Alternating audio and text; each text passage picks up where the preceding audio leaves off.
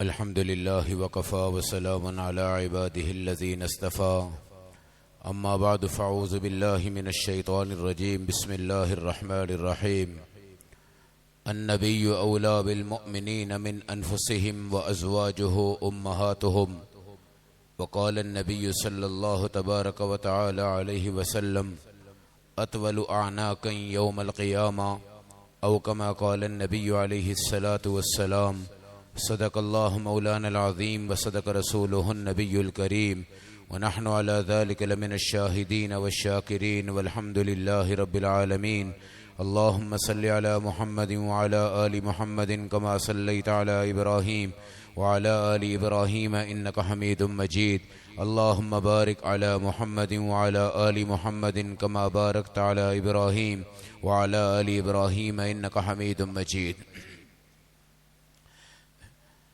میرے محترم بھائیو، دوستو، بزرگو، رسول کریم صلی اللہ علیہ وسلم مدینہ طیبہ تشریف لائے ہیں۔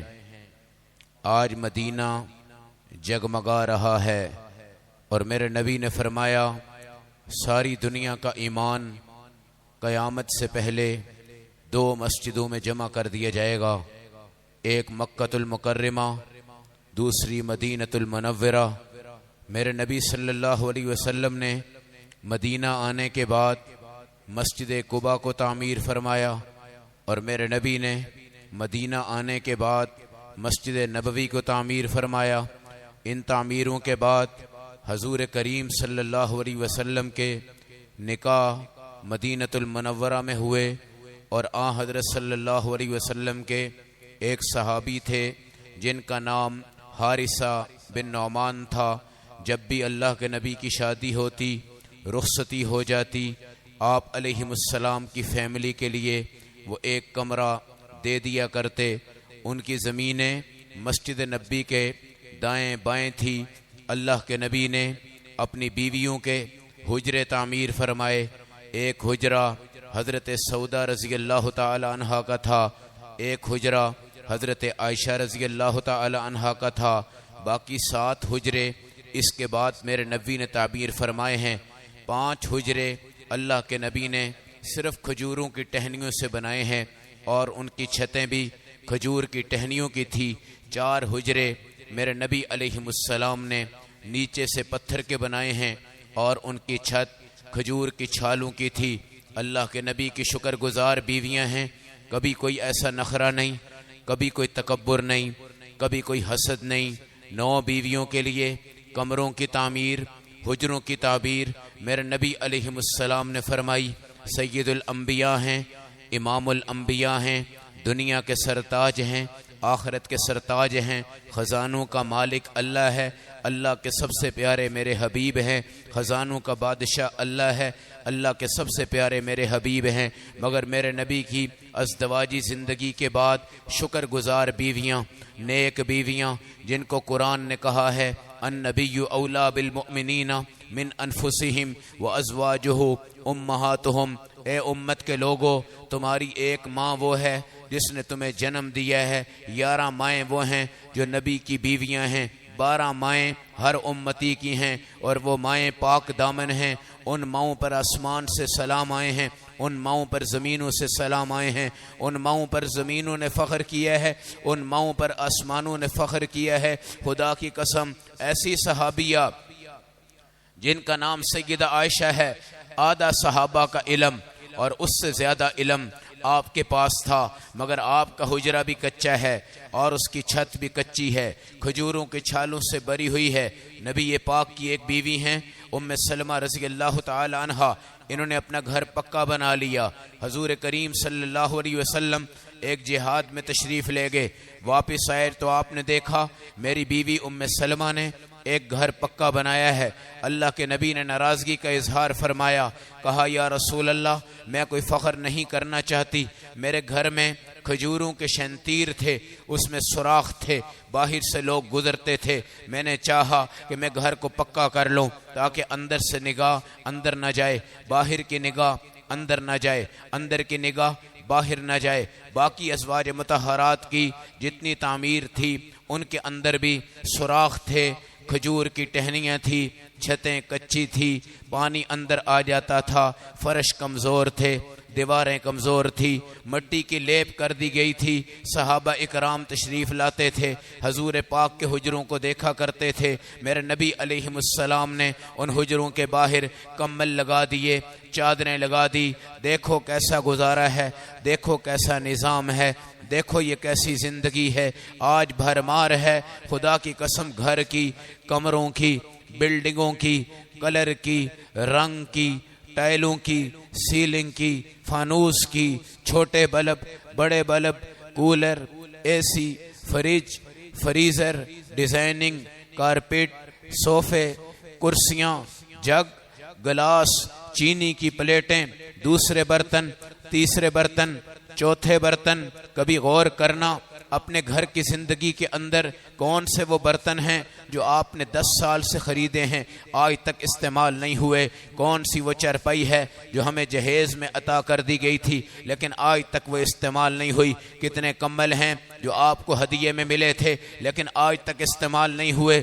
کتنے کولر ہیں جن میں پانی ڈالتے ہیں مگر کچھ کولر ایسے ہیں جن میں آج تک پانی نہیں ڈلا؟ کتنے مٹکے ہیں پانی کے لیے لائے تھے مگر آج تک اس میں پانی نہیں ڈلا؟ کتنی جوتیاں ہیں جو تم لے کر آئے ہو مگر سال میں ایک مرتبہ تم پہنتے ہو؟ کتنا زیور ہے جو آپ نے بیویوں کو دیا ہے لیکن سال میں شادی میں کبھی پہن لیتی ہیں؟ کتنی پرفیومیں ہیں، کتنے عطر ہیں، کتنی خوشبوئیں ہیں، کتنے سوٹ ہیں، کتنی ویسٹ کوٹ ہیں، کتنے کوٹ ہیں، کتنی ٹوپیاں ہیں۔ میرے نبی کی زندگی کو دیکھو، رب نے سادگی پر، رب نے غربت پر، رب نے اس فقر پر اللہ کے نبی کو زمینوں سے اٹھایا ہے، آسمانوں کی معراج کروائی ہے، اپنا دیدار کروایا ہے، اپنے سے کلام کروایا ہے۔ فرشتوں سے اوپر، آسمانوں سے اوپر، سورج سے اوپر، چاند سے اوپر، جبرائیل سے اوپر، سدرۃ المنتہا سے اوپر، کہاں تک اس ہستی کو اللہ کے رسول کو لے کر گیا۔ لیکن نبی کریم علیہ السلام نے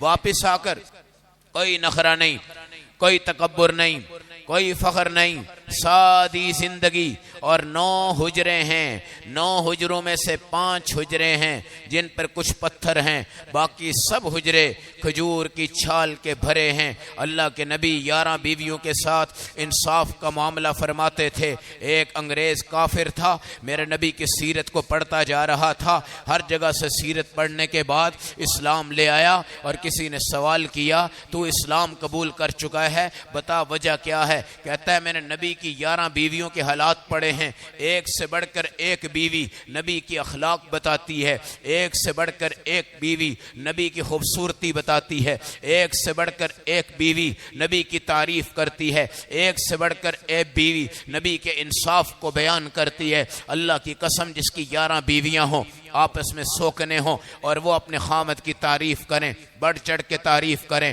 اس سے سچا نبی نہیں ہو سکتا اور اس سے بڑا امانت دار اور کوئی نہیں ہو سکتا۔ یہ صرف اللہ کا رسول ہوگا، اللہ کا نبی ہوگا۔ اپنی عورتوں کو شرع کی حدود میں رکھو۔ شادی جب ہو جاتی ہے، جوائنٹ فیملی ہوتی ہے، وہاں پہ جب بچے پیدا ہو جاتے ہیں، خدا کی قسم آپس کے اندر لڑائیاں ہوتی ہیں، بھائی بھائیوں سے ٹوٹ جاتے ہیں، دیورانیاں ٹوٹ جاتی ہیں، جیٹھ ٹوٹ جاتے ہیں اور بیوی تقاضا کرتی ہے مجھے الگ سے رہائش لے دو تو لے کر دینی چاہیے، اور اس کو انسانیت کے ناطے سے ایسے ماحول میں رکھو جہاں اس کو تنگی نہ آئے، جہاں اس کو کوئی فقر و فاقہ نہ آئے، جہاں اس کو کوئی غربت نہ آئے۔ اللہ کے نبی کی بیویاں اور ان کے مقام، ان کے مرتبے، ان کے رتبے، ان کے عہدے پڑھتے جاؤ، حضور پاک کی سیرت کو پڑھتے جاؤ، اپنے گھروں میں اس سیرت کو نافذ کرتے جاؤ۔ ہمارے گھروں میں وہ سادگیاں نہیں ہیں، جب وہ سادگیاں ہوتی تھی تو مٹی کی خوشبو آتی تھی، پتھر کی خوشبو آتی تھی، چھت سے خوشبو آتی تھی۔ آج اپنے گھروں میں خوشبو لانے کے لیے ہمیں پرفیوم ڈالنا پڑتا ہے، آج اپنے گھروں میں خوشبو لانے کے لیے ہمیں سپرے چھڑکنا پڑتا ہے، آج اپنے گھروں میں خوشبو لانے کے لیے ہمیں سب کچھ کرنا پڑتا ہے۔ مگر خدا کی قسم ہمیں بھی یاد ہے، آپ کو بھی یاد ہے، ہمارے آبا و اجداد جن کچے گھروں میں رہتے تھے اور مٹی کی چھتیں ہوتی تھی اور گھاس اس پہ ڈالا جاتا تھا اور اس پہ مٹی ڈالی جاتی تھی، پوری 20 بندوں کی فیملیاں وہاں رہتی تھی، 2-3 حال ہوا کرتے تھے، اس میں سوتے تھے، اٹھتے تھے، جاگتے تھے۔ آج امریکہ میں چلے جاؤ، وزیر بن جاؤ، بادشاہ بن جاؤ، لیکن تمہیں وہ سکون نصیب نہیں ہو سکتا جو تمہیں پرانے گھر میں تھا، جو تمہیں تمہارے دیہات میں تھا، جو تمہارے کچے گھروں میں تھا۔ حضور انور علیہ السلام نے بیویوں کی رہائش گاہیں بنائی، شادی بنائی، امت کو بتایا، امت کو تعلیم دی۔ حدیث کے اندر آتا ہے میرے نبی کے 11 گھرانے تھے، 11 بیویاں تھی۔ اللہ کی قسم 2 مسلسل دن ایسے نہیں آئے کہ اللہ کے نبی نے پیٹ بھر کے کھانا کھایا ہو۔ ان تمام بیویوں کو بھی کھلانا ہوتا تھا۔ اصحاب صفہ کے چبوترا پہ 80 صحابہ کرام قرآن حدیث پڑھتے تھے، ان کو بھی کھلانا ہوتا تھا، ان کو بھی پلانا ہوتا تھا۔ اللہ کے نبی نے دین کو کمزور نہیں ہونے دیا، خوراک کمزور کی ہے۔ اللہ کے نبی نے دین کو کمزور نہیں ہونے دیا، پانی کو کمزور کیا ہے۔ اللہ کے نبی نے دین کو کبھی کمزور نہیں ہونے دیا۔ ان تمام چیزوں کو کمزور کر لیا ہے، لیکن اپنا دین آپ نے بلند فرمایا ہے۔ اگلا کام حجروں کی تعمیر کے بعد میرے نبی نے مہاجر بھی بلائے، میرے نبی نے انصار بھی بلائے۔ 2 جوڑیاں بٹھا دی، 2 جوڑے ادھر، 2 جوڑے ادھر، 2 جوڑے ادھر۔ میرے نبی نے کہا ایک مہاجر بیٹھے، ایک انصاری بیٹھے، میں تمہارے ہاتھوں میں ہاتھ ڈلواؤں گا، تمہارے درمیان بھائی چارہ قائم کرواؤں گا۔ 2 صحابہ کو میرے نبی نے بھائی بنا دیا، 2 صحابہ سے محبتوں کے رشتے بنا دیے، سکے بھائیوں سے بھی بڑھ کر یہ بھائی چارہ قائم ہو گیا۔ حضور انور نے یہودیوں کو بلایا جو پہلے غلطیاں کر کر ہمارے خلاف لڑ چکے تھے۔ میرے نبی نے فرمایا تم نے اگر مدینہ میں رہنا ہے، ہم سے کبھی تم نے لڑائی نہیں کرنی، تم نے ہم سے کبھی جنگ نہیں کرنی، تم نے ہمارے خلاف کبھی جاسوسی نہیں کرنی، تم نے ہمارے بچوں کو تنگ نہیں کرنا، تم نے ہماری عورتوں کو تنگ نہیں کرنا۔ اس شرط پر تم مدینہ رہو گے، ہم تمہیں کچھ نہیں کہیں گے۔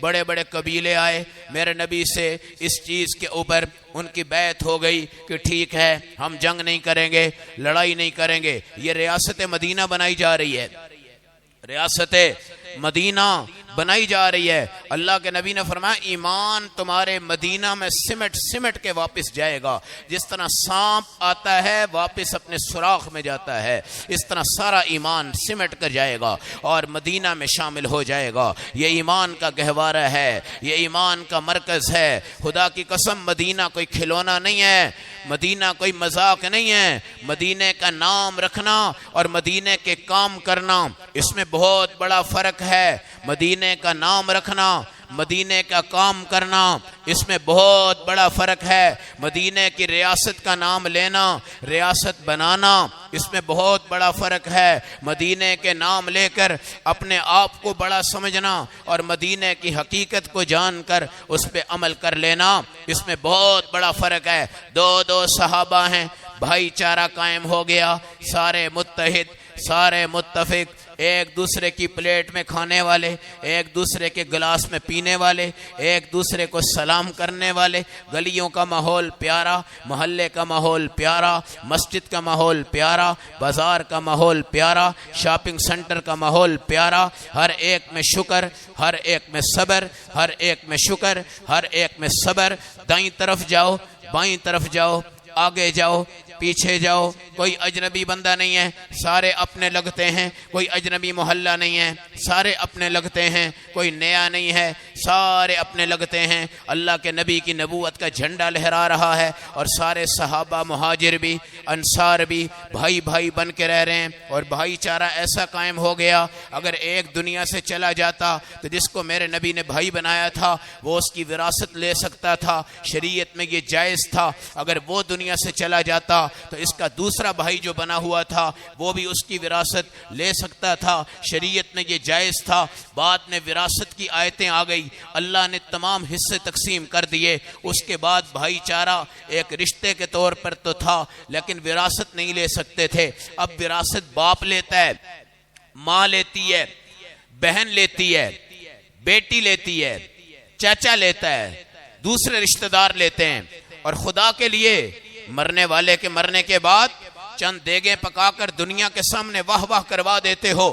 اور خدا کی قسم میں تو یہ کہتا ہوں آج ایک ولیمہ شادیوں پہ ہے، دوسرا ولیمہ لوگوں نے موت پہ شروع کر دیا ہوا ہے۔ اللہ کا واسطہ ہے جان چھڑاؤ، اس رسم سے بچ جاؤ، اس رسم کو چھوڑ دو، اس رسم پر اپنے نام مت لگاؤ۔ میرے نبی صلی اللہ علیہ وسلم نے تمام پیسہ اللہ کے نام پہ قربان کیا ہے، اللہ کے دین پہ قربان کیا ہے، اللہ کے گھر پہ قربان کیا ہے۔ مرنے والے کے مرنے کے بعد بیٹے آگے بڑھ چڑھ کر اس کا کیا کرتے ہیں جناب، 10 دن 20 دن کی رسمیں پوری کرنے کے بعد جو بہنیں ہوتی ہیں نا، بہنیں، وہ اپنے بھائی کو کیا کہہ رہی ہوتی ہیں، بس اب ہمارا باپ یہی ہے، اب ہمارا بڑا یہی ہے، اب ہمارا وارث یہی ہے، اب ہمارا دیکھنے والا یہی ہے، اب ہمارا سہارا یہی ہے۔ اور بھائی بھی اس وقت آنکھیں نیچی کر کے بہنوں کے سروں پہ کیا کر رہا ہوتا ہے، ہاتھ رکھ رہا ہوتا ہے۔ جس وقت کہا جاتا ہے نا بہن کی وراثت دو، دوسری کی وراثت دو، تیسری کی وراثت دو، چوتھی کی وراثت دو، اور اس کو یہ کہا جاتا ہے اگر تیرے باپ نے کروڑ روپیہ تجھے دیا ہے وراثت میں، 50 لاکھ اپنی بہن کو دے۔ اگر تیرے باپ نے 25 لاکھ تجھے دیا ہے تو 12,50,000 روپے اپنی بہن کو دے۔ اس وقت اس کی آنکھیں امڑ جاتی ہیں اور وہ بہن سے دور بھاگتا ہے، اور وراثت خدا کی قسم بہنوں کے ہاتھوں میں نہیں جاتی۔ یہ تمہارا رزق حرام ہے، یہ حرام ہے، یہ حرام ہے، اس کو پلے باندھو۔ اس سے تم نے زمین خریدی وہ بھی حرام، اس سے مکان بنائے وہ بھی حرام، اس سے گوشت لائے وہ بھی حرام، اس سے پانی پیا وہ بھی حرام، اس سے کپڑے پہنے وہ بھی حرام۔ اللہ کی قسم یہ فرض ہے، یہ وراثت فرض ہے، یہ وراثت فرض ہے، اس کو سمجھو اور مرنے سے پہلے پہلے بیٹیوں کو دے کے چلے جاؤ، ورنہ یہ معاشرہ بڑا ظالم ہے۔ بیٹیوں کو دلاسا دے دیتے ہیں، بہنوں کے سروں پہ ہاتھ رکھ دیتے ہیں، بہنوں کے گھر میں مٹھائی لے جاتے ہیں، بہن کہتی ہے بھائی میرے پر قربان ہو رہا ہے، لیکن جب خدا کی قسم وراثت آتی ہے، بہن دب بھی جائے نا تو اس کا خامد جو ہوتا ہے وہ چودھری بن کر آگے آتا ہے اور وہ کہتا ہے میری وراثت دو، میری وراثت دو، میری بیوی کی وراثت دو۔ وہ حق پہ ہے، وہ سچ پہ ہے، وہ عدل پہ ہے، وہ ایمان پہ ہے، وہ اسلام پہ ہے، اور یہ کوئی چارہ نہیں ہے ہم بہن کا حصہ دبا جائیں تو سمجھو کہ جو تمہارے باپ نے تمہیں وراثت دی ہے بہن کی لوگے تو وہ بھی حرام، یہ بھی حرام، سارا حرام، سارا حرام۔ حرام میں چلو گے، حرام میں پھرو گے، حرام میں بیٹھو گے، حرام میں کھاؤ گے، اور کھانا کتنا ہے، کھانا کتنا ہے، جتنا میرے اللہ نے کھلانا ہے، باقی تمہارے بینکوں میں پڑا رہے گا اور تمہاری اولاد اس پہ عیاشی کرے گی، پھر ان کے بینکوں میں رہے گا، اس کی اولاد عیاشی کرے گی۔ اللہ کے واسطے ہر بندہ مرنے کے بعد علماء کے پاس بیٹھے، مفتی حضرات کے پاس بیٹھے، پہلے اس کی وراثت تقسیم کرو تاکہ تمہارے مردے کو سلوک ہو جائے، آسانی ہو جائے۔ یہ دیگیں، بکرے، کٹے، مرغے، دیگیں، بریانیاں، زردے، مچھلیاں، یہ کھلانے سے تمہارے مردے کو کوئی فائدہ نہیں ہوتا، کوئی فائدہ نہیں ہوتا، کوئی فائدہ نہیں ہوتا۔ یہ کھانے والے سارے امیر ہیں، کھانے والے سارے چودھری ہیں، کھانے والا کوئی مستحق نہیں ہے، یہ کھانے والے کوئی استحقاق اور حق نہیں رکھتے۔ باپ کی رسم ہے تو توڑ دو، دادا کی رسم ہے تو توڑ دو، تمام چیزیں ہیں توڑ دو۔ اس لیے بیٹیوں کو بھی حق دو، بیویوں کو بھی حق دو، بچوں کو بھی حق دو، بہنوں کو بھی حق دو، ان تمام چیزوں کو حق دو۔ میرے نبی نے آج بھائی چارہ قائم کر دیا، اور ایک صحابی تھے حضرت سعد بن ربی، ان سے کہا تیرا بھائی عبد الرحمن ہے، تم دونوں بھائی بن گئے۔ حضرت سعد اپنے کمرے میں گئے، عبد الرحمن کو بلا کے سینے سے لگایا، کہا ہم کتنے خوش نصیب ہیں، کچھ لوگوں کو تو ماں کے پیٹ سے آ کے بھائی بننا پڑتا ہے، ہمیں تو اللہ نے ماں کے پیٹ کے بغیر بنا دیا ہے۔ واہ، میں تیری اوپر اپنی جان قربان کرتا ہوں۔ انہوں نے کہا میں بھی اپنی جان تیرے اوپر قربان کروں گا۔ حضرت سعد نے کہا میرے پاس آدھا مال تیرا، آدھا میرا، پھر میری 2 بیوی ہیں، ایک کو میں طلاق دیتا ہوں تو اس سے نکاح کر لے، ہمارا بھائی چارہ ہے۔ حضرت عبد الرحمن نے کہا نہیں، آپ کو اللہ زیادہ دے، مجھے کسی چیز کی ضرورت نہیں ہے، آپ مجھے بازار دکھا دیں، میں مزدوری کر لوں گا، تجارت کر لوں گا، لیکن مانگوں گا نہیں۔ سوال کرنا ذلت ہے، سوال کرنا ذلت ہے، اور جس کو سوال کرنا چاہیے تم اس کی نوبت کیوں لاتے ہو کہ وہ سڑکوں پہ سوال کرے؟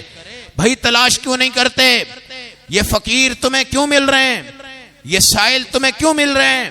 اس لیے کہ آج مسلمان نے غریبوں کے گھر دیکھنا چھوڑ دیے، غریبوں کے چہرے دیکھنا چھوڑ دیے، غریبوں کی دعوت میں جانا چھوڑ دیا، غریبوں سے سلوک چھوڑ دیا، فقیروں سے سلوک چھوڑ دیا۔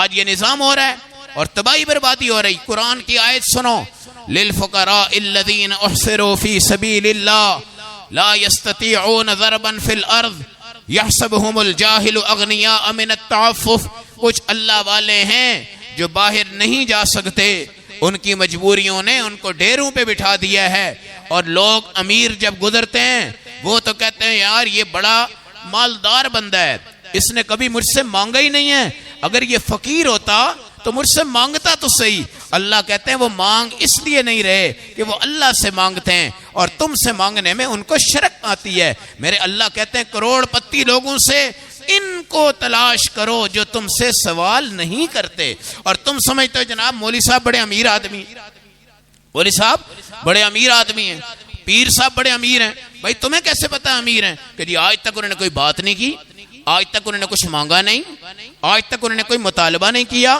بھائی ہم کیوں مطالبہ کریں؟ اگر ہمارا تعلق اللہ سے جڑا ہوا ہے تو ہمیں کسی کی دولت کی ضرورت نہیں، اور کسی کی گاڑی کی ضرورت نہیں، کسی کے مال دولت پر نظریں رکھ کر ان سے تعلق قائم کرنا یہ ہمارے اکابر کا شیوا نہیں ہے، ہمارے علماء کا شیوا نہیں ہے، ہمارا یہ تعارف نہیں ہوتا۔ آج کل پیر تعارف کرتے ہیں، ڈیٹا لیتے ہیں، بیعت کرتے ہیں، تعلق بناتے ہیں، پیسہ مانگتے ہیں، دولت مانگتے ہیں۔ یاد رکھنا قرآن کہتا ہے جو نہیں مانگتے ان کو دیکھو، جو نہیں مانگتے ان کو دیکھو، ان کے گھر کی تحقیق کرو، باہر سے تمہیں حالات کا پتہ چلے گا۔ یہ بھائی چارہ قائم ہو گیا، مدینہ میں اتفاق، مدینہ میں اتحاد، صحابہ کی محبت، مہاجرین کی محبت، انصاریوں کی محبت، ریاست مدینہ بن رہی، مسجد قباء، مسجد نبوی، بیویوں کے گھر کی تعمیرات، اصحاب صفہ کا چبوترا بنا کر مدرسے کا قیام، مدرسے کے قیام کے بعد مہاجر انصار ان میں بھائی چارہ، اور یہودیوں سے بھی آپ نے اچھی صلح کے تعلقات قائم کر دیے۔ پھر اگلا کام کیا ہوا؟ اذان اس وقت نہیں آئی تھی، اذان اس وقت نہیں آئی تھی، لوگ دوسروں سے کہتے تھے آؤ نماز پڑھ لیں، یہ طریقہ ہوتا تھا۔ میرے نبی نے صحابہ کو جمع کیا، آؤ بھائی اذان کا کوئی اہتمام کرتے ہیں، نماز کے لیے کوئی ترتیب ہونی چاہیے۔ بعض صحابہ نے کہا یا رسول اللہ بانسری لے لیتے ہیں، اگر کوئی وہ بجائے اس کی آواز سے سارے لوگ اکٹھے ہو جائیں گے، نماز کا پتہ چل جائے گا۔ میرے نبی نے فرمایا نہیں، یہ طریقہ غلط۔ بعض حضرات نے یہ کہا یا رسول اللہ ایک جگہ پر آگ جلائیں گے، دھواں اٹھے گا، لوگ سمجھیں گے نماز کا وقت ہو گیا ہے، لوگ آ جائیں گے۔ بعض حضرات نے کہا یا رسول اللہ لوگوں کو بلائیے، ان کی ذمہ داری لگائیے، ہر گلی گلی میں گھر گھر میں جا کر اذان کے متعلق نماز کی بات کریں، سب لوگ نماز میں جمع ہو جائیں گے۔ میرے نبی علیہ السلام نے فرمایا اچھا سوچتے ہیں، اللہ ہماری مدد کرے گا۔ میرے نبی کے ایک صحابی ہیں، ان کا نام عبداللہ بن زید رضی اللہ تعالیٰ عنہ ہے۔ رات کو سوئے ہوئے تھے، اللہ نے ان کو خواب دکھایا، اور یہ جو اذان ہم مسجد میں پڑھ رہے ہیں ابھی جمعہ میں ہوگی، یہ پوری اذان اللہ نے خواب میں اس صحابی کو دکھائی۔ صبح اٹھے، میرے نبی سے کہنے لگے یا رسول اللہ مجھے خواب آیا ہے، کیا ہے؟ اذان ہے، پڑھو اللہ اکبر اللہ اکبر، صلاۃ سلام صلاۃ سلام اذان کا حصہ نہیں، صلاۃ سلام اذان کا حصہ نہیں۔ روایتیں پڑھو، تفسیر پڑھو، قرآن پڑھو، دیوبندی بریلوی کے جھگڑوں پہ مت جایا کرو۔ آج سے 1441 سال پہلے کا دین ہے، دیوبندیت بریلویت کا دین نہیں ہے، اہل حدیث کا دین نہیں ہے، دین میرے اللہ کا ہے، میرے قرآن کا ہے، میرے نبی کا ہے، میرے صحابی کا ہے۔ پہلا صحابی جس نے اذان دیکھی خواب میں، ان کا نام ہے عبداللہ بن زید۔ میرے نبی سے آ کر کہا یا رسول اللہ یہ عربی کے جملے آج میں نے سنے ہیں۔ میرے نبی نے فرمایا پڑھو، پڑھے۔ اللہ کے نبی نے فرمایا واہ تیرے خواب کی میں تصدیق کرتا ہوں، تیرا خواب سچ ہے، اور میں تجھے بتاتا ہوں یہ اذان ہے۔ لیکن عبداللہ بن زید سے کہا یار تمہارے اندر ایک صحابی ہے جس کا نام بلال حبشی ہے، ذرا ان کو بلاؤ، اس کی آواز بہت اونچی ہے، یہ اذان تم اس کو سکھاؤ۔ جب اذان سکھائی، حضرت بلال نے سب سے پہلی جو اذان پڑھی ہے اسلام کے اندر مدینہ میں، تقریباً 1 ہجری کا واقعہ ہے، آپ نے فجر کی اذان سب سے پہلی پڑھی۔ حضرت عمر سوئے ہوئے تھے، جب بلال نے اذان پڑھی تو حضرت عمر کے کانوں تک یہ اذان چلی گئی۔ حضرت عمر نے اپنی دھوتی ایک دم سے باندھی اور دوڑتے ہوئے آئے اور میرے نبی سے کہنے لگے یا رسول اللہ یہ جو اذان ہے یہ تو اللہ نے مجھے بھی دکھائی تھی۔ تھوڑی دیر کے بعد صدیق اکبر بھی آ گئے، یا رسول اللہ یہ جو اذان ہے یہ تو اللہ نے مجھے بھی خواب میں دکھائی تھی۔ تھوڑی دیر کے بعد 15 انصار صحابہ آ گئے، یا رسول اللہ یہ جو اذان دی جا رہی ہے یہ تو اللہ نے مجھے بھی دکھائی تھی۔ میرے نبی نے فرمایا سب کو دکھائی ہے، مگر عبداللہ بن زید سبقت لے گیا، اور جاؤ اذان پڑھو۔ بلال نے اذان پڑھی فجر کے لیے۔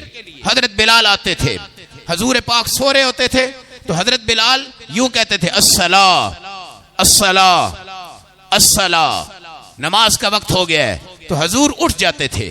ایک دن بلال آئے، الصلاۃ کہا، پھر الصلاۃ کہا، پھر حضور نہیں اٹھے۔ صحابہ نے کہا رسول پاک سو رہے ہیں۔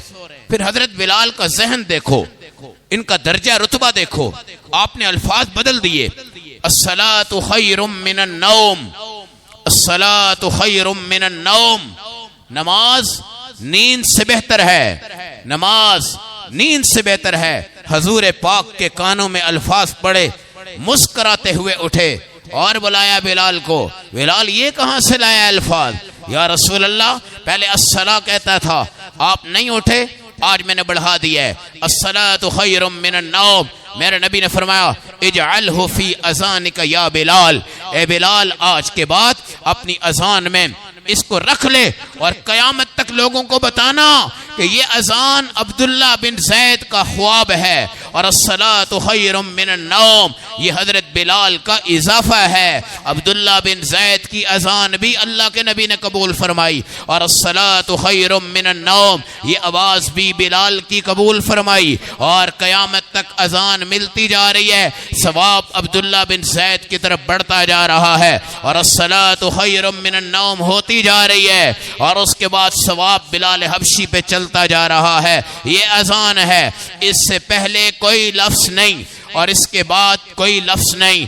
ایک دعا میرے نبی نے سکھائی، اللہم رب هذه الدعوة التامة والصلاة القائمة آت محمدا الوسيلة والفضيلة والدرجة الرفيعة وابعثه مقاما محمودا الذي وعدته وارزقنا شفاعته يوم القيامة إنك لا تخلف الميعاد۔ اگر آپ کو یہ دعا یاد نہیں تو یہ دعا یاد کرو، اور میں آپ کو اس کی فضیلت بتا رہا ہوں۔ حضور کریم نے فرمایا جب تم یہ دعا مانگو گے کبھی رد نہیں ہوگی، اور دوسری مرتبہ اس ٹائم تم مانگو گے جب اللہ پہلی مرتبہ قبول کر چکا ہوگا، تب جا کر تمہیں اللہ توفیق دے گا۔ یاد رکھنا، آج اذان ہوتی ہے، گانے ہی نہیں بند ہوتے، قوالیاں نہیں بند ہوتی، مؤذن کی اذان، مؤذن کی اذان جہاں تک جائے وہاں تک کے فرشتے، وہاں تک کے درخت، وہاں تک کی مچھلیاں اس کے لیے استغفار کرتی ہیں، استغفار کرتی ہیں، استغفار کرتی ہیں۔ مؤذن کوئی تمہارا نوکر نہیں ہوتا، مؤذن تمہارا کوئی ملازم نہیں ہے۔ مسجد کی کمیٹیاں بنا کر صدر، نائب صدر، سرپرست، چودھری بن کر مولویوں کو لتاڑ رہے ہوتے ہیں، اور امام مسجد اور مؤذن کبھی تو وہ جناب چیئرمین بن کر ان کے سامنے برچھے مار رہے ہوتے ہیں، اور کبھی ان کے پیچھے آ کر نماز پڑھ رہے ہوتے ہیں۔ خدا کے واسطے دین کو عزت دو، دین کو مقام دو، دین کو غلبہ دو۔ یہ مؤذن کیا کرتے ہیں اور یہ امام کیا کرتے ہیں؟ ان کے پاس اللہ کا سب کچھ دیا ہوا ہوتا ہے اور دین بھی ہوتا ہے، اللہ نے ان کو کھڑا کر دیا ہے۔ اب تم مسجد کمیٹی کے صدر بن گئے ہو، چیئرمین بن گئے ہو، سرپرست بن گئے ہو، مگر ہو تم مقتدی، ہو تم مقتدی۔ حقارت کی نگاہ سے امام کو دیکھو گے تو اس کے پیچھے تمہاری نماز نہیں ہوگی، حقارت کی نگاہ سے مؤذن کو دیکھو گے تو تمہیں اذان سننے کے ثواب نہیں ہوں گے۔ ان کو رتبہ دو، ان کو عہدہ دو، اور کیا کر سکتے ہیں؟ مسجد میں شور شرابہ امام کے اوپر، مؤذن کے اوپر، خادم کے اوپر، سارے سامنے نمازیوں کے بےزتی کر ڈالتے ہیں، توہین کر ڈالتے ہیں۔ ان کو رتبہ دو، یہ اللہ کے دین کے خلیفہ ہیں، اللہ کے دین کے یہ مؤذن ہیں، اللہ کے دین کے نظام ہے۔ ایک دن حضرت بلال اذان دے رہے تھے، ایک بچہ آیا جن کا نام ابو محذورہ تھا، اور کئی بچے تھے، وہ حضرت بلال کی نقل لگانے لگے۔ ابو محذورہ کی آواز اتنی اونچی تھی کہ دور تک رسول پاک نے سنی۔ میرے نبی نے فرمایا بھائی سب کو لے کے آؤ، یہ کیا کر رہے ہیں؟ ابو محذورہ بھی آگے، سارے آگے۔ اللہ کے نبی نے پوچھا کیا کر رہے تھے؟ کہا نقلیں لگا رہے۔ کون لگا رہا ہے؟ ابو محذورہ نے کہا یا رسول اللہ میں لگا رہا ہوں۔ ڈرے ہوئے حضور نے فرمایا ادھر آؤ، ادھر آئے، میرے نبی نے ان کو اذان سکھائی. اذان کے بعد نبی نے فرمایا تو اذان دے. اذان دی، حضور نے سر پہ ہاتھ پھیرا، پیشانی پہ پھیرا، بالوں پہ پھیرا، سینے پہ پھیرا، کمر پہ پھیرا، پھر دوبارہ پھیرا، پھر میرے نبی نے فرمایا جا ابو محذورہ، اللہ تیرے کام میں خیر دے. یا رسول اللہ آپ بھی مجھے مؤذن بنا دیں، میں مکہ میں اذان دیا کروں. حضور صلی اللہ علیہ وسلم نے کہا جا تجھے بھی اجازت ہے، تو مکہ میں اذان دے. 3 مؤذن ہو گئے میرے نبی کے، ایک بلال حبشی، ایک عبداللہ ابن ام مکتوم آنکھوں سے نبینا صحابی تھے، ایک اذان فجر کی دیتے تھے، ایک تہجد کی اذان دیتے تھے. ابو محذورہ کو بھی میرے نبی نے وہاں مکہ میں مؤذن بنا دیا. اور ابو محذورہ کے بال بڑھ گئے، اتنے بڑھ گئے کہ زمین کو جا کے لگتے تھے. لوگوں نے کہا ملنگ فقیر بن گیا ہے. کہا نہیں، یہ وہ بال ہیں اذان کے بعد جس پر اللہ کے نبی کے پیارے ہاتھ پھیرے تھے. میں نے اس کے بعد کبھی کسی نئی سے ان پہ کینچی نہیں لگوائی. اللہ کے نبی کی نشانی ہے. میں دنیا سے جاؤں گا ایسے ہی فقیر بن کے جاؤں گا، ایسے بڑے بال لے کے جاؤں گا، ایسی نشانی لے کے جاؤں گا، ایسا عشق لے کے جاؤں گا. میرے نبی سے پوچھا گیا یا رسول اللہ یہ مؤذن ہیں، ان کا بھی کوئی رتبہ ہے؟ آپ نے فرمایا ہاں، سب سے پہلے میں جنت میں جاؤں گا، پھر میرے بعد ابو بکر جائیں گے، پھر اس کے بعد فقیر اور غریب جائیں گے، پھر اس کے بعد میرے نبی نے فرمایا بیت اللہ کا مؤذن جائے گا، پھر اس کے بعد بیت المقدس کا مؤذن جائے گا، پھر اس کے بعد مسجد نبی کا مؤذن جائے گا، پھر اس کے بعد تمام کے تمام مؤذن اللہ جنت میں داخل فرمائیں گے. اور میرے نبی نے فرمایا اطول اعناق یوم القیامہ، پوری دنیا میں سب سے بڑی گردن اللہ مؤذنوں کو قیامت کے دن عطا فرمائیں گے. اور ان کا سردار کون ہوگا؟ بلال حبشی رضی اللہ تعالی عنہ ہوگا. تو میرے بھائیوں اور میرے دوستوں، اذان کی قدر کیا کرو، اذان پڑھا کرو. 7 سال اذان پڑھنے والے پر اللہ جہنم کو حرام کر دیتے ہیں. ایک حدیث میں آتا ہے 1 مرتبہ اذان پڑھنے والے پر اللہ جنت واجب کر دیتے ہیں اور جہنم کو حرام کر دیتے ہیں. میرے نبی نے کبھی زندگی میں مسجد میں اذان نہیں دی. اور علماء نے لکھا ہے آپ نے حسن کے کانوں میں دی ہے، حسین کے کانوں میں دی ہے. اور یہ بھی کسی نیک آدمی سے اذان دلوایا کرو. بچہ تمہارا پیدا ہو جائے، اس کو کھجور کی گٹی دو، شہد کی تحنیک دو، کھجور کی تحنیک دو، کسی سے کھجور چبواؤ اور اس کے ہونٹوں پہ لگا دو، شہد کسی سے چڑھواؤ اس کے ہونٹوں پہ لگا دو. اس کے بڑے برکت کے اثرات ہوتے ہیں. حسن کو تحنیک کرنے والے حضور ہیں، حسین کی تحنیک کرنے والے حضور ہیں، حضور پاک ان کا عقیقہ کرنے والے ہیں، حضور پاک ان کے کانوں میں اقامت پڑھنے والے ہیں، حضور پاک ان کے کانوں میں اذان دینے والے ہیں، حضور پاک ان کا نام لینے والے ہیں، ان سے پیار کرنے والے ہیں، ان کی خوشبو سونگنے والے ہیں، ان کو کندھوں پہ بٹھانے والے ہیں. ان کی برکت سے اللہ نے ان بچوں کو جنت کے جوانوں کا سردار بھی بنایا ہے. اور حضور پاک سے کئی حدیث ہے ان حضرات سے بھی مروی ہیں. رسول پاک کی یہ اذان ہے، حسن کے کانوں میں ہے، حسین کے کانوں میں ہے جی. اور آج ہی اذان پہ اہتمام کیا کریں. بچہ جب پیدا ہو جائے، کوئی بھی اللہ والا ہو اس سے اذان پڑھوا لیا کرو، کوئی بھی اللہ والا ہو اس سے بچے کے کانوں میں اقامت کروا لیا کرو. حدیث میں آتا ہے جب بچہ پیدا ہوتا ہے شیطان ٹھونکے مارتا ہے، اس وقت تم کیا کرو؟ اذان دو، بھاگتا ہے. اور اس وقت تم کیا کرو؟ اقامت کہو، بھاگتا ہے. اور یہ پہلی اذان، پہلی اقامت اللہ والا اس کے کان میں ڈالے گا انشاءاللہ العزیز، یہ بچہ آپ کا نمازی بنے گا. 7 سال کی عمر سے بچے کی انگلی پکڑو اور اس کو مسجد کی عادت پیدا کرو. 10 سال کی عمر سے بچے کو حکم دو اور اس کو نماز کی صف میں کھڑا کرو. 11 سال پر اگر تمہارا بچہ نماز نہیں پڑھتا تو تم اس کو مارو بھی ہلکا، ڈانٹو بھی، اور اس کی حوصلہ افزائی نہ کرو بلکہ حوصلہ شکنی کرو. اور جب تمہارا بیٹا آئے اور نماز پڑھ کے جائے، گھر کے تمام بچوں سے زیادہ مقام اس کو دو، زیادہ رتبہ اس کو دو، زیادہ عہدہ اس بچے کو عطا فرماؤ. بلال حبشی کی اذان، ایسی خوبصورت آواز، عورتیں بھی چھپ کر سنتی تھی، کفار بھی سنتے تھے. میرے نبی خدا کی قسم جب دنیا سے گئے ہیں، بلال حبشی نے کہا اب میں اذان نہیں دوں گا. گاؤں چلے گئے، پہلے دیتا تھا، رسول پاک کی صورت نظر آتی تھی، اب اللہ کے نبی نہیں ہیں، میں اذان نہیں دوں گا.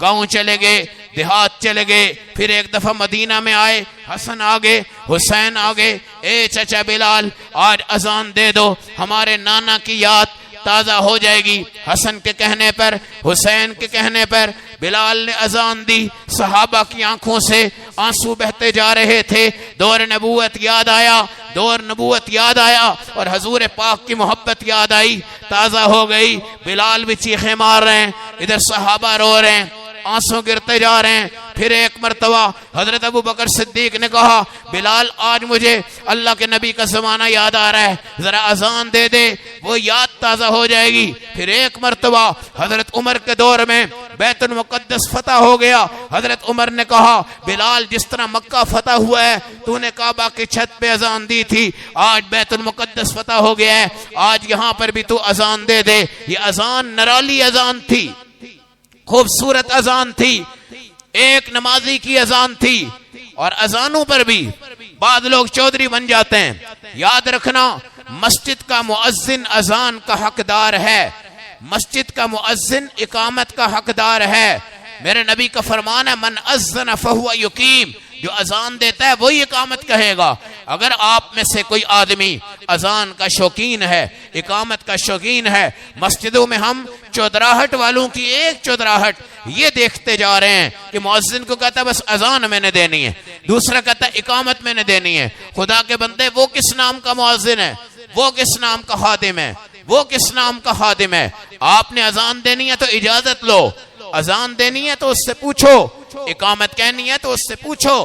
مؤذن اجازت دے گا آپ کی اذان ٹھیک ہے، مؤذن اجازت دے گا آپ کی اقامت ٹھیک ہے، مؤذن اجازت دے گا آپ کے عمل ٹھیک ہے۔ اب زمین دے دی مسجد کی، اذانیں آپ پڑھ رہے ہیں، آواز صحیح نہیں، آواز صحیح نہیں، اور عجیب اذان، اتنا بڑا قاری تمہاری مسجد میں ہے، اتنا بڑا امام تمہاری مسجد میں ہے، سب کچھ تمہاری مسجد میں ہے، خدا کی قسم۔ اب وہ کیا ہے؟ بابا جی اذان دے رہے ہیں، پرانے دور کا قرآن پڑھا ہوا ہے، اللہ اکبر اللہ اکبر، اشہد ان لا الہ الا اللہ، اشہد ان محمد رسول اللہ۔ اذان کا بیڑا غرق، لفظوں کا بیڑا غرق، ترجمے کا بیڑا غرق، سب کچھ کا بڑا غرق، اور کئی ترجمے ایسے ہیں جس میں اللہ کے خلاف شرک پیدا ہو جاتا ہے۔ اب کیا ہے جناب؟ قاری صاحب نہیں دے رہے، مؤذن نہیں دے رہا، سب کچھ نہیں دے رہے، کیوں؟ بابا جی نے زمین وقف کی ہے، سارا کام سنبھالنے کی کوشش کر رہے ہیں اور آگے بڑھ رہے ہیں۔ نہیں، بالکل غلط۔ مؤذن کا حق، اقامت اس کا حق، اذان اس کا حق۔ اس کے کام میں مداخلت کرو گے تو اللہ کی قسم، میرے نبی کے دربار میں 1.25 لاکھ صحابہ تھے، اذان بلال دیتے، عبداللہ ابن ام مکتوم دیتے، ابو محذورہ تیسرے مؤذن تھے۔ آپ نے ان کو اجازت دی، کبھی رسول کریم صلی اللہ علیہ وسلم نے ان پر انکار نہیں فرمایا، کبھی اعتراض نہیں فرمایا۔ یہ ان کا اختیار تھا، یہ ان کا نظام تھا۔ اذان پر ادب کرو، احترام کرو، مسجد کے معاملات کو امام تک، مؤذن تک، مدرس تک، خطیب تک بالکل اس میں مداخلت نہ کرو۔ میرا اللہ اس چیز کو پسند نہیں فرماتا۔ میں اپنی بات نہیں کر رہا، میں عمومی بات کر رہا ہوں۔ مساجد کے حوالے سے، مدارس کے حوالے سے یہ ایک نظام بہت بڑا ہے کہ جو زکوٰۃ دیتا ہے وہ بھی چودھری بن جاتا ہے، زمین دیتا ہے وہ بھی چودھری بن جاتا ہے، تعمیر کرتا ہے وہ بھی چودھری بن جاتا ہے، کچھ بھی کرتا ہے وہ بھی چودھری بن جاتا ہے۔ یہ سب غلط، سب غلط۔ جس کا عہدہ اللہ نے اس کو دیا ہے۔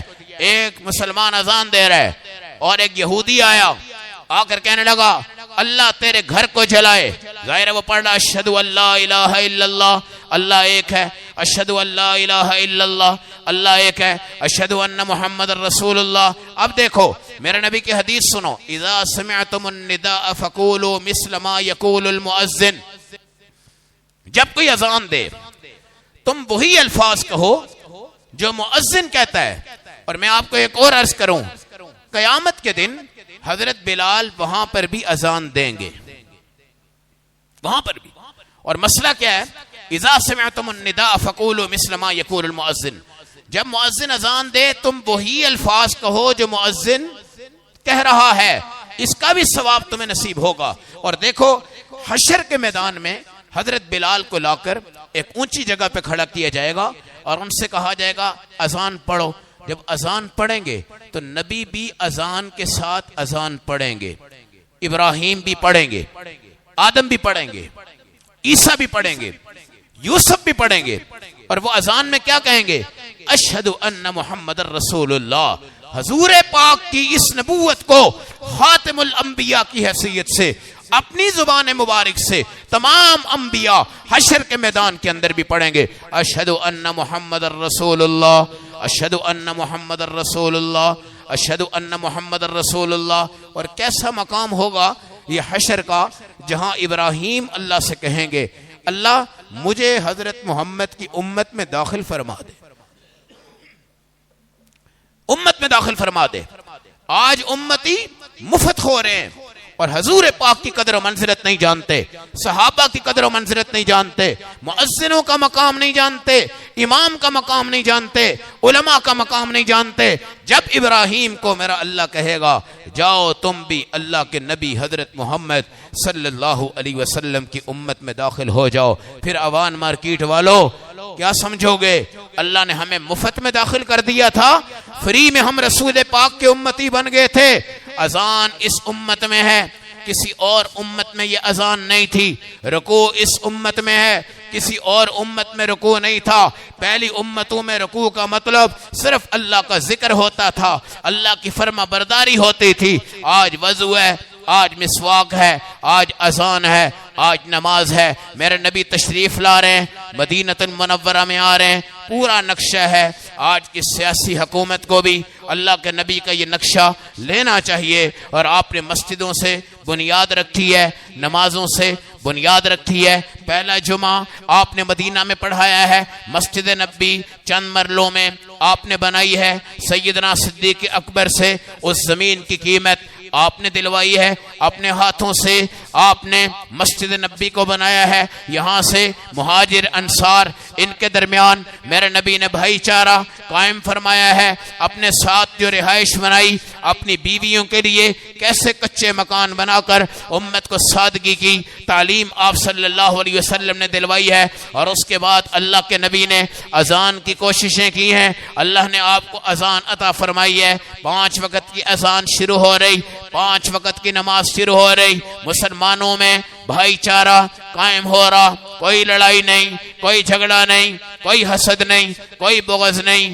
کوئی کینہ نہیں۔ یہ ہے مدینہ کی ریاست اور وہ ہے مکہ کی ریاست۔ اور میرے نبی نے فرمایا اے اللہ، حضرت ابراہیم نے مکہ کے پھلوں کی دعا فرمائی ہے اور میں مدینہ کے پھلوں کی دعا کرتا ہوں۔ ابراہیم نے مکہ کے ترازو کے لیے دعا کی ہے اور میں مدینہ کے ترازو کے لیے دعا کرتا ہوں۔ اس لیے میرے نبی نے فرمایا ایمان یہاں سے نکلا ہے اور ایمان مدینہ سے نکلا ہے، قیامت کے دن سارا ایمان لوٹے گا مکہ کی طرف، سارا ایمان لوٹے گا مدینہ کی طرف، ساری دنیا کا ایمان جمع ہوگا مکہ میں اور ساری دنیا کا ایمان جمع ہوگا مدینہ میں۔ اور یہ 2 گھر ہیں، ایک کی نسبت ابراہیم علیہ السلام سے ہے اور ایک کی نسبت میرے آقا حضرت محمد صلی اللہ علیہ وسلم سے ہے۔ مدینہ کی ریاست آپ بنا سکتے ہیں، 5 وقت کی نماز پڑھ کر مدینہ کی ریاست آپ بنا سکتے ہیں، 5 وقت کی اذان سے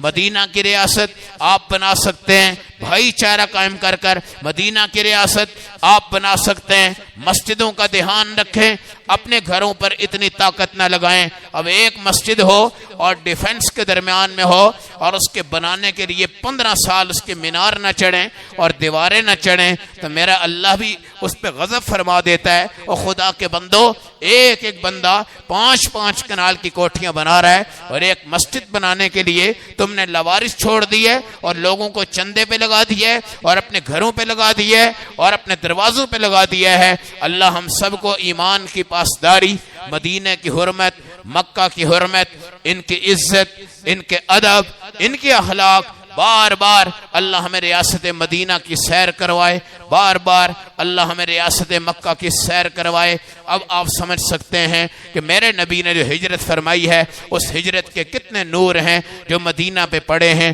اس ہجرت کے کتنے نور ہیں جو مسجد نبی پہ ہیں، اس ہجرت کے کتنے نور ہیں جو ان صحابہ پہ پڑے ہیں۔ اگر ہجرت نہ ہوتی یہ گھر بھی نہ ہوتے، یہ نور بھی نہ ہوتے، یہ ثمرات بھی نہ ہوتے، یہ انوارات بھی نہ ہوتے۔